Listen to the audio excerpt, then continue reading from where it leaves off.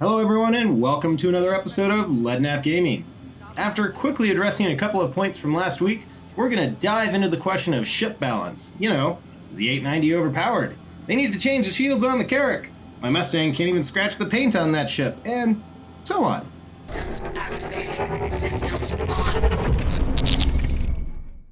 So, today is all about balance, and in the nature of a balanced approach, I want to quickly address something from last week that seemed to prevail in the comments.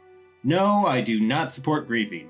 I hate that it exists. I don't want griefers in Star Citizen. However, I also don't want my open world gameplay to be restricted. I recognize that the restrictions are what allow griefers to exploit gameplay to grief in the first place. It's that discussion that's going to begin to open up our topic for today. So to begin with, as more gameplay loops are introduced, the less you're going to have griefers. Last week in Star Citizen Live, or Inside Star Citizen, I can't remember now, but they focused on prisons, and they said that they're focusing on them to add weight to the in-game penalty system. Effectively, they're trying to introduce a justice system in-game faster because they're trying to address negative gameplay. It was in between the lines, but I think it's a prime example of CIG failing to solve the problem rather than just the symptom.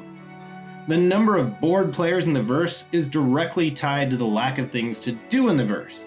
Adding prisons with fleshed out gameplay isn't exactly fixing the problem, and in the short term it's actually going to exacerbate it. The issue is right now you can sometimes PvE dogfight in monotony against claim jumpers the occasional patrol mission. You can run single boxes from A to B, or you could risk it all against server health and run cargo. Lastly, you could go break some space rocks for smaller space rocks. Did you spend $1,000 on a space yacht with nothing to do on it? You own a reclaimer? Great big ships with great big shields and nowhere to go. That's the problem. Prisons have completed game loops. There will be more to do in prisons than in the rest of the verse, which is going to incentivize going to them in the first place.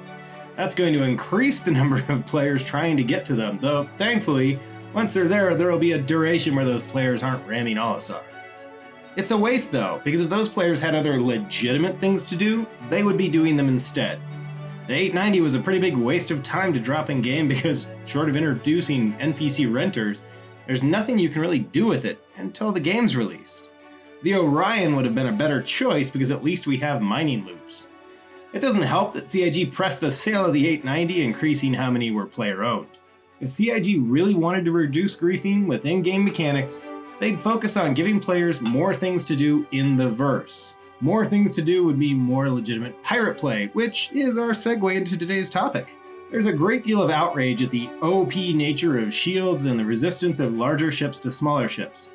There's a notion in the gaming world that as ships get larger, their shields can get bigger, but balance is achieved by ensuring that smaller ships can in fact still break bigger ships, because after all, if your $45 Mustang can't break my $500 Carrack, then clearly it's pay to win, right? Well, no. I'm uber oversimplifying here, so hang with me for a few minutes because even I could start making arguments as to why I'm wrong, but stay with me because I'm going to make them and break them. EVE Online, No Man's Sky, Elite Dangerous, all have well-tested and thought-out balance. It feels like Wargaming was consulted when it came to how to balance ships in Star Citizen. I mean, who makes a game where anything larger than a fighter is essentially impervious to attack from smaller ships? I mean, the station defense guns can't even bother the shields of a luxury touring ship. And I'm not even talking about the Capital Class one. I'm talking about the 600. Here's why though. In EVE and Elite Dangerous, you can't do this. This is the very reason CIG is slowing down dogfights. This is why we don't even have ship armor yet, and shields alone are preventing you from blowing up my ship. CIG never intended Star Citizen ships to really be capable of destroying one another. The whole point, what made Star Citizen different at the get-go, was to board ships and take them in FPS combat. Yeah, you can't really drop the shields of my Carrack, and if you did, once armor mechanics are in the game, it's supposed to be a tough cookie to crack nonetheless. You were never intended to. The ship is the prize. Shoot the exterior doors of a locked ship today, and you're getting in. Shields and armor don't matter. Star Citizen operates on a sort of rock-paper nuke system. Shield power is in orders of magnitude and not a general increase.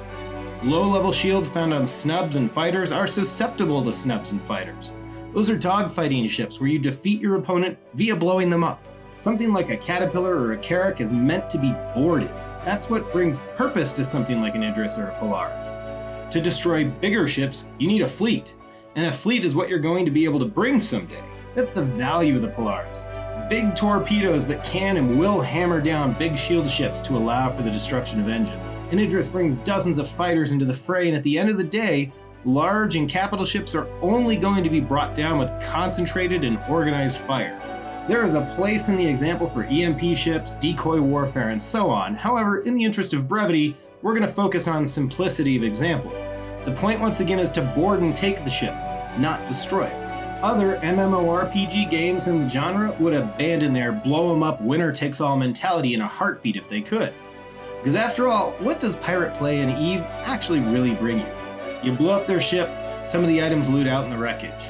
You take down a Caterpillar filled with Laranite, for example, what good does it do to you as a pirate in a bunch of arrows? Real pirates didn't sail around destroying ships to ruin the day of investors on the other side of the world. No, they plundered. It's the very model here. You take that cat, and now you have a fully loaded cat to take and sell the cargo. Maximum profit. And you only lost Bob over there who took a shotgun blast to the face. Sucks for him. We're on the cusp of this sort of gameplay. This is admittedly the problem with playing in an alpha, is that we're not feature complete. This begins to take us full circle as well, because last week I gave an example of a guy who blew up my loaded Starfarer leaving a cargo port.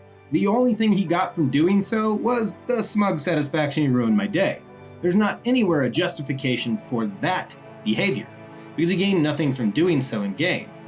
Until there's a justifiable reason to attack a cargo ship, the line between legitimate gameplay and griefing is going to be blurry and impossible to manage. Until that point, I will continue to look like a mean-spirited person supporting the ability of players to attack one another. Until the full breadth of the combat system exists in Star Citizen, the appearance of balance will be lopsided. Yet, we would be fools to demand that CIG alter that for our current entertainment, because when it's all said and done, when the concert of all this put together is at our hands, the balanced harmony of combat in Star Citizen will be unmatched by any other game. Let's discuss further in the comments. As always, don't forget to like and share this video, subscribe if you haven't, and I will catch you all next time.